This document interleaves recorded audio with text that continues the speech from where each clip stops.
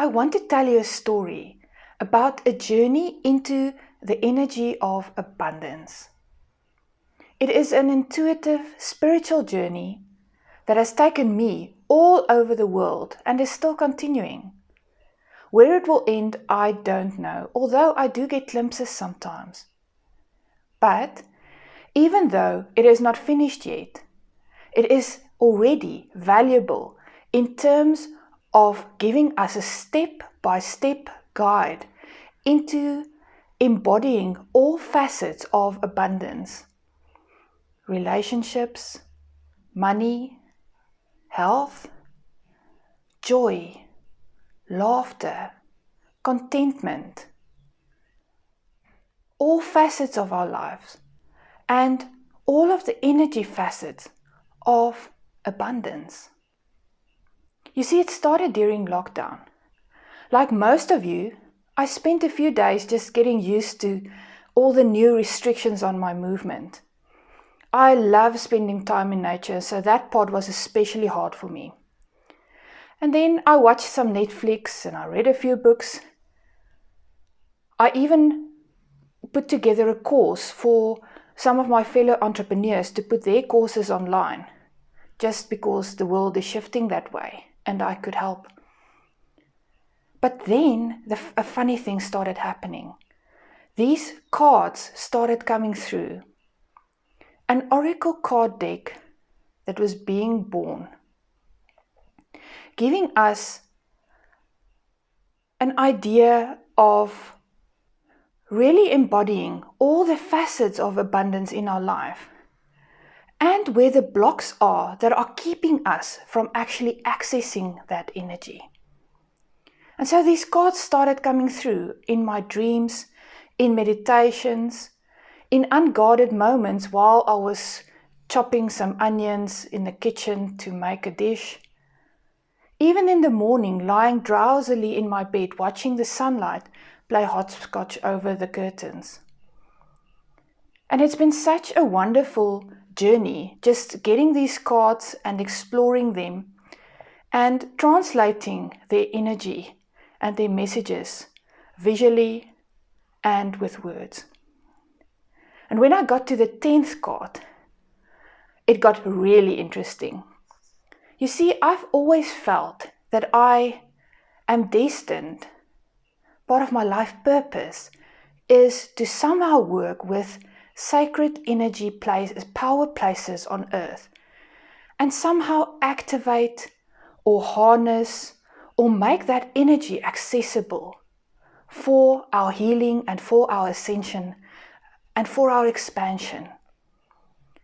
And so the guidance then started coming through that this is what you need to do. And I actually had arguments with my guides because it's lockdown. Nobody's traveling. So how do you want me to travel the world to go and access these energy places that you're starting to give me if all the borders are closed? It's a pandemic. What about it don't you get? But I realized that I can access the energy without physically going there. Almost in a form of astral projection using the GPS coordinates. And there's a whole different story about that I won't go into because I don't want to digress from what we're talking about today. But so I started accessing these energies and these places, and it's been such an amazing journey. So the oracle deck that's being born is far more than just a diagnostic tool to help us identify, pinpoint exactly where the blocks to our abundance are, or where the opportunities are, where we can really expand our gifts and really grow into that energy of abundance. It also offers us almost like a powerful healing grid of energy that will help us to get rid of those blocks or really get the light codes and the energy activations in order to access that energy fully. So it's an exciting journey and one that I am not nearly finished with yet. But the first 10 cards that has come through already is already very valuable. So it's been such an intuitive journey for me, this whole channeled process of getting the 10 cards. And this talk is also going to be an intuitive and interactive talk where you as the listener are going to take part. Because I truly believe that if you're listening to this talk, you're watching this right now, you were guided by your guides to come here and to access something of this energy, to get rid of some of your blocks, or even just to pinpoint exactly where they want you to focus your attention. So for a moment, I want you to just take a deep breath and just center yourself. Feel yourself just arriving here without any expectations or worries or anxieties. Just be here for a moment and extend all of your senses and check what you can see and listen to what you can hear. At the moment, I can hear birds calling outside my window. Far off, there's a sound of traffic. And just as you breathe and you settle down into your energy, I want you to open up to the guidance of your higher self and your spirit guides. And as you take another deep breath and let that go and just feel how the earth is supporting you, how you are being grounded in that loving energy embrace of the earth. Just open up all of your senses and your intuition, your third eye, and then figure out which number between 1 and 10 resonates the most with you. Which number pops into your mind. Don't overthink it. Just choose a number between 1 and 10. Have you got it? Don't think too hard. If you have more than one, that's okay too. But what I want you to do now, as I'm going to start telling you about these 10 cards, is even though you obviously can listen to and pay attention to all of them, that one card that's represented by that number that you chose is special to you at this point in your journey and in your efforts towards embodying greater abundance in your life. So that card can actually help you diagnose where some of your blocks lie, where some of your opportunities lie, where some of your gifts lie. So when I get to that number that you've just chosen, pay special attention. So card number 1 was the card of the Cosmic Dancer. And for me, this card exists on various levels. The most basic understanding that I have of this card and the energy that is trying to come to talk to us through this card is that we have to embrace that identity of being a cosmic dancer, where what we're doing is not an exercise in fear, but in joy. And even though the dance might make us catch our breath sometimes because we're whirling too fast and things are uncertain, we don't know all the steps, we get out of breath. And sometimes we're moving forward and we're dancing confidently, and sometimes we're moving backwards. There's this very deep knowing and understanding that all of it is a dance. And furthermore, that we are creating worlds of meaning into the cosmos with all of our steps and all of our falterings and all of the emotions playing out in this beautiful dance that we are dancing with life. So the card of the Cosmic Dancer is very much linked to understanding that we are conscious creators and accepting that responsibility and accepting the challenge of that, but not going into a very rigid, controlling energy regarding it. There's a playfulness, there's a fun energy that is imbued into that aspect of being the cosmic dancer. When the power place for this card came through, it was actually a place that I'd never heard of, called the Rainbow Bridge. It's in Arizona in the USA. And it has this beautiful energy where it's a sandstone bridge crossing a canyon. And it hums as it shifts and settles. It hums and creaks, and it has a vibration that it's sending out into the world.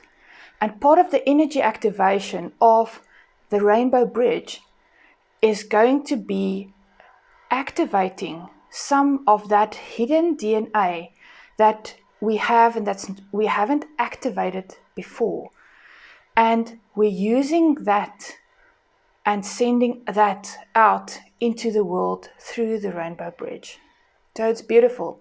But the Rainbow Bridge, which is linked to that card, is actually where you access this healing grid of powerful, powerful sacred earth energies. And it was so amazing. It's such a powerful vibration. The second card is the card of dimensional debris.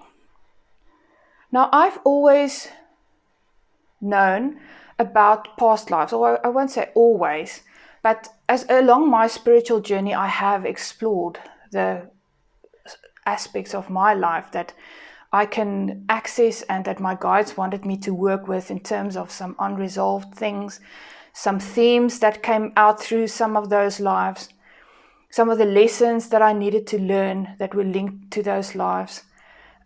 And there was very powerful soul work that had to be done among some of those lives.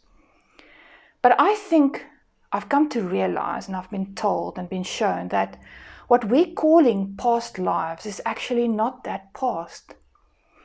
And so once I started reading Akashic records for people, and we started doing some of that healing and energy, shifting some of those energies within the Akashic records throughout some of those lifetimes, what I saw was that the energies of some of those lives were actually spilling through or bleeding through into this dimension, into this life. And so you had situations where something had happened in a past life, but it was still playing out in some way in this life. And then one day I realized that along my investigations about time and realizing it's an illusion and you can actually go into the future and the past, and there's a whole other story there, which I'm also not going to digress into. But you can check some of that out on my website and in some of my books. What I realized is that calling it a past life is actually a misnomer, because all of time is actually happening at the same time. There's just different vibrationally levels.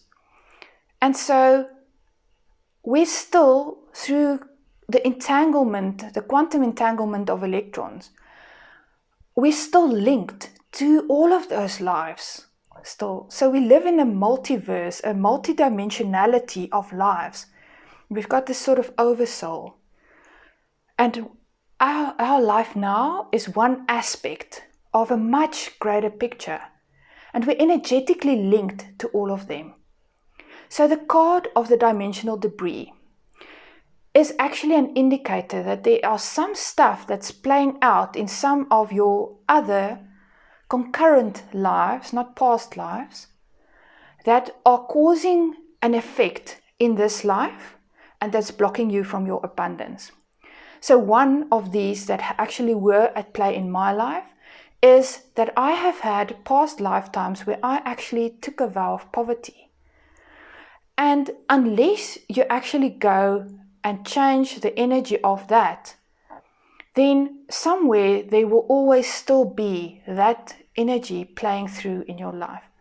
So the card of the dimensional debris is saying that there are instances in your other lives, other aspects of you, where you maybe took a vow of poverty or silence, or where you were persecuted for showing up. And that's why there's that fear of actually showing up in your life now and really living your truth and telling your story and standing in your energy and really being out there. And a lot of light workers actually have this. You know, it's called, I think there's a book even called, it's the witch wound that we all have. We were persecuted and burned and so on. So you've had lifetimes like that, and that energy might still be playing through in this one. You might even have had lifetimes, which I have worked with people that actually had this, where you misused your power in another lifetime. And now in this lifetime, you're actually afraid of accessing your power because you don't trust yourself. And you're still feeling the guilt and shame that's surrounding that energy course, that imprint of energy that's sort of reverberating through time and space into your current lifetime. So the card of dimensional debris is linked to a beautiful underground cave off the coast of Tanzania. And in that activation, we actually work, because there's a meeting place for this and a space that's created to actually go in and work with some of the stuff that's keeping you from really stepping into your full abundance in this lifetime. So you're resolving it across multiple lifetimes if there are blocks like that. So if you chose card number 2, then that is definitely your guides saying to you there's something like this at play and they want you to start taking a look at that. Card number 3 was very interesting. This is the card of ungrounded energy. And I initially thought when that came through that it would be all about sort of, sometimes as light workers we're not that comfortable in the lower vibration of earth, and so we sort of don't ground our energy into our body fully. And it is that, but it is also so much more. Ungrounded energy means that you are trying to manifest your wishes, because it's linked to one of the oldest temple sites that they found. It's an archaeological dig site called Göbekli Tepe in Turkey. And there's a wishing tree up on a man-made hill. So it's all about when you're making that wish, are you doing it from a place of wholeness?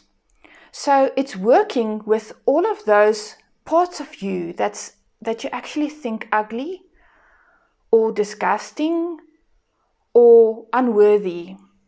So it's those unaccepted parts of you. And sometimes we make wishes or try to manifest stuff from that place of not feeling good enough, of trying to plaster over or feel better about ourselves. And when we try and manifest and live in abundance from that place, you actually can't, because you're not coming from a place of wholeness. The whole of you, all of your shadow, ugly aspects as well. You have to love it all. And then from that place of acceptance, and as well as acceptance of where you are right now. So you can't be in a place of rejection and frustration and resistance to what is. So you also have to come from a place of acceptance. And really also harnessing your own true nature. You have to know that and come from that. So that card is all about, if you want to really embody abundance, you have to work with all of that and ground your wishes into your full energy of acceptance, of the whole you, coming from a place of completeness, and not also letting the sort of expectations of others impact what you think you're trying to manifest. It has to come from your true self. So if you're not doing that, then your manifestations won't have power and you won't be able to really step into your abundance. So you have to look at that stuff. So if you chose card number 3, the card of ungrounded energy, what I've just told you is of particular importance, and that is what your guides want you to start looking at in order to step up to that next level. Card number 4 is maybe slightly more difficult to understand, and it's the card of unseen alignments. It's almost like there's this invisible flow of energy, an invisible river that's flowing through our life.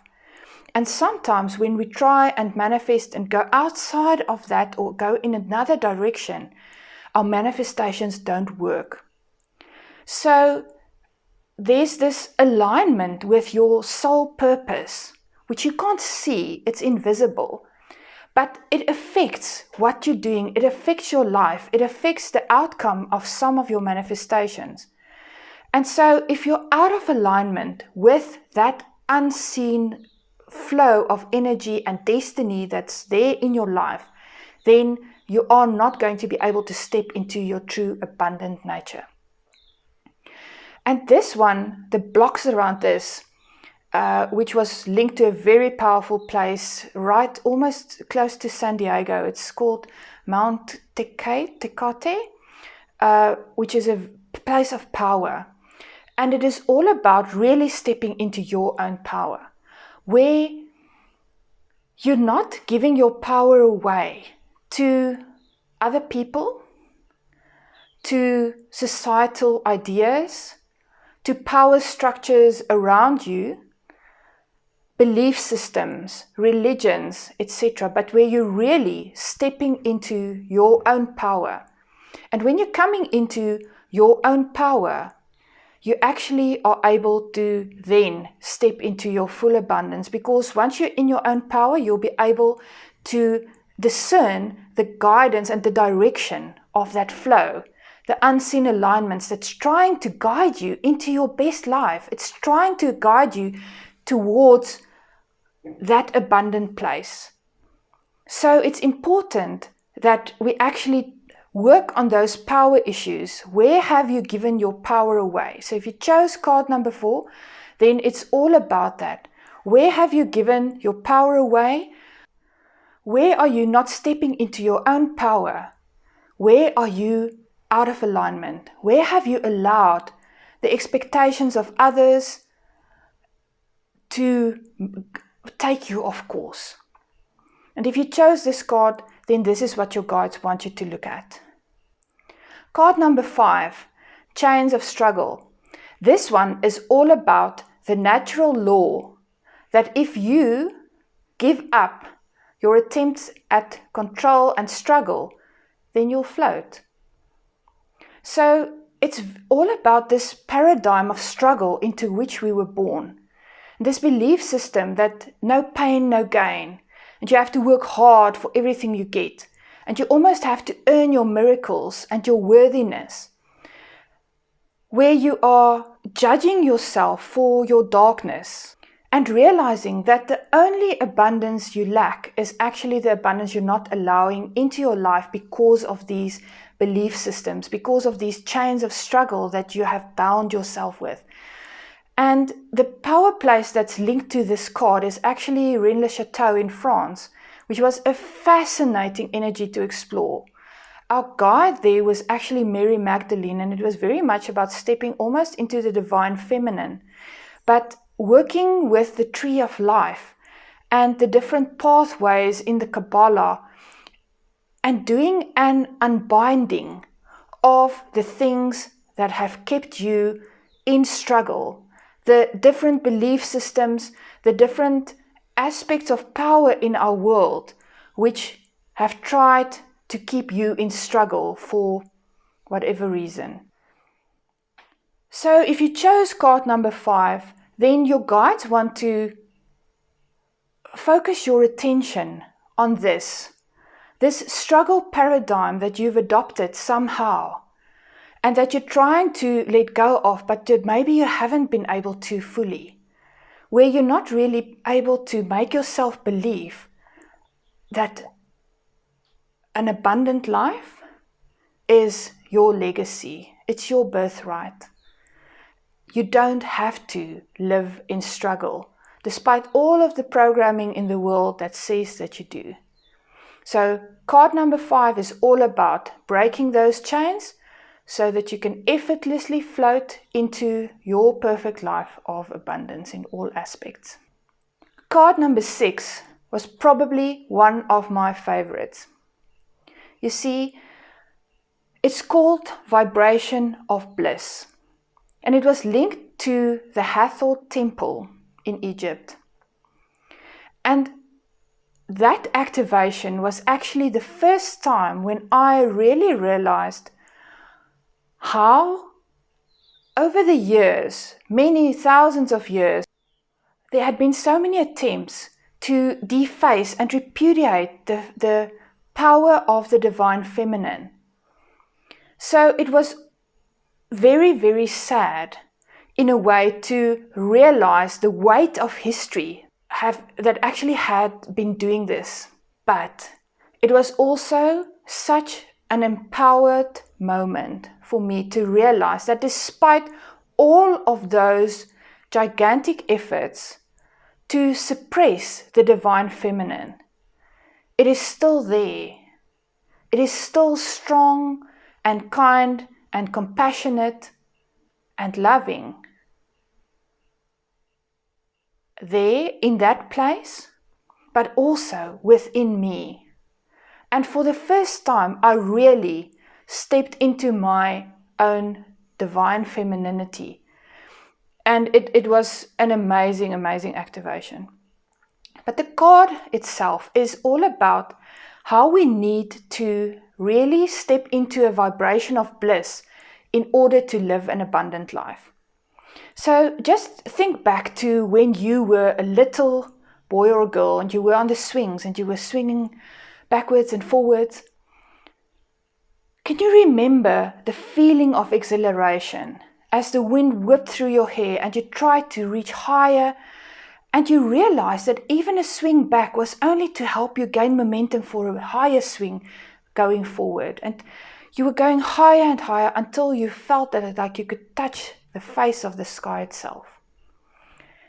Embodying that energy, that vibration, more and more into your daily life is what card number 6, the vibration of bliss, is all about. And it's the key to living a life of abundance and manifesting the life that you want. So if you got this card, then your guides are wanting to get your attention on working with your power, divine feminine, as well as more joy, bliss, happiness, lighter vibration into your life.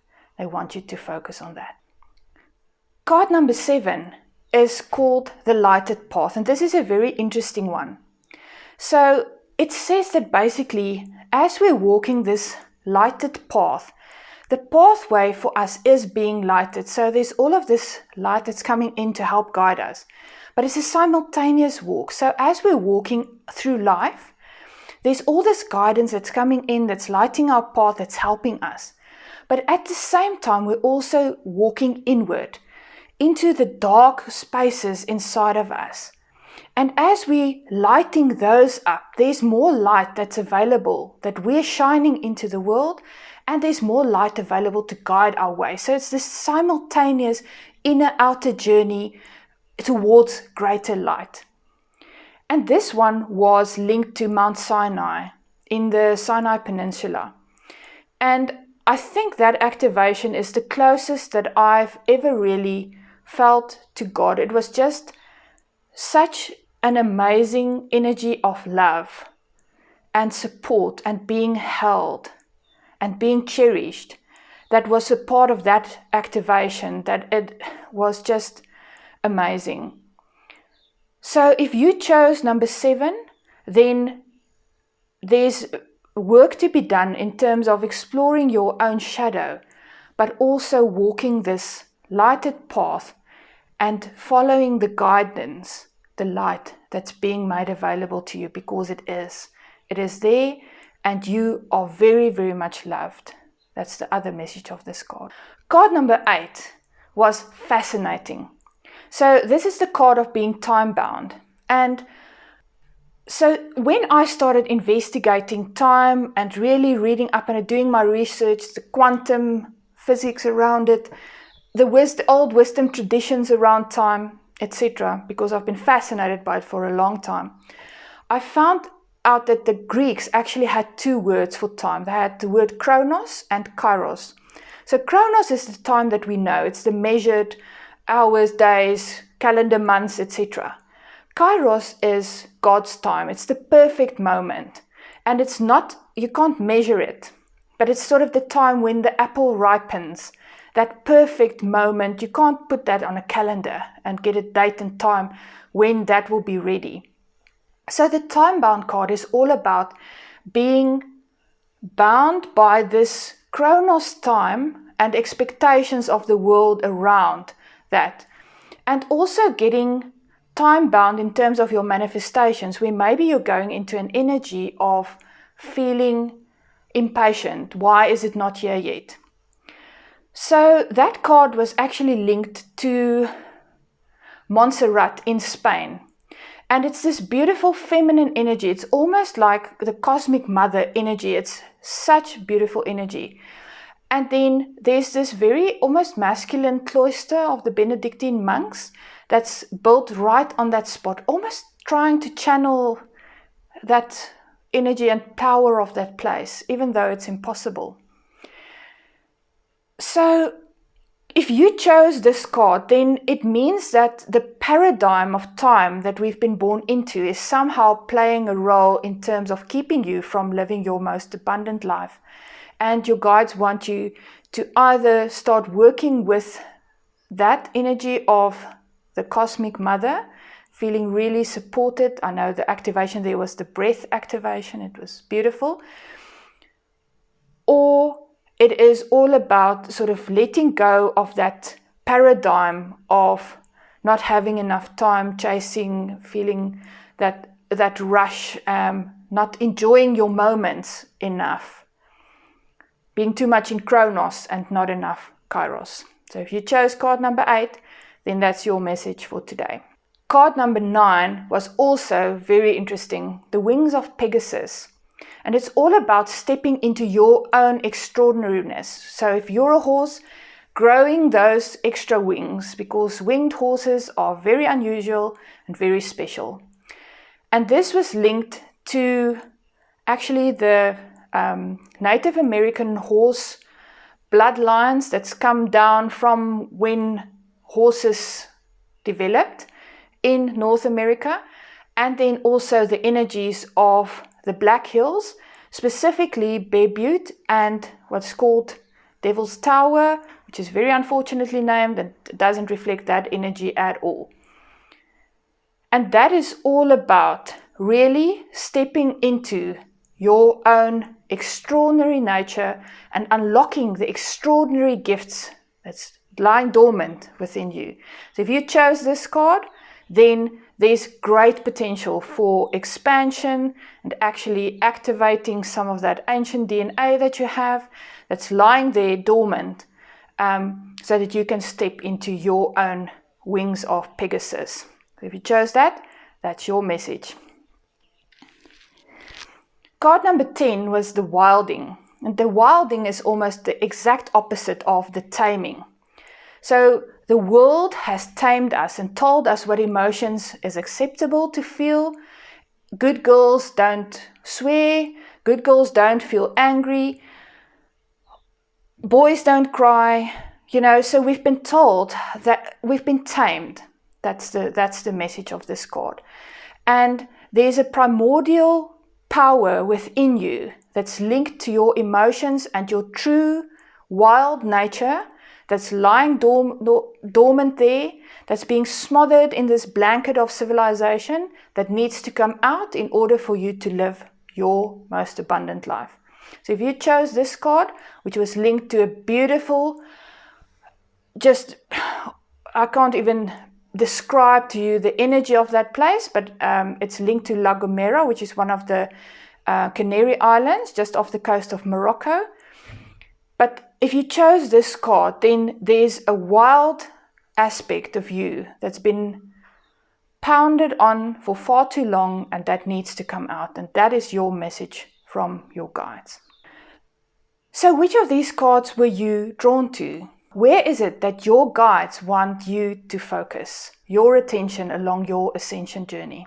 My journey is still continuing. I'm still walking the lighted path with this beautiful deck of cards and healing system that's being born.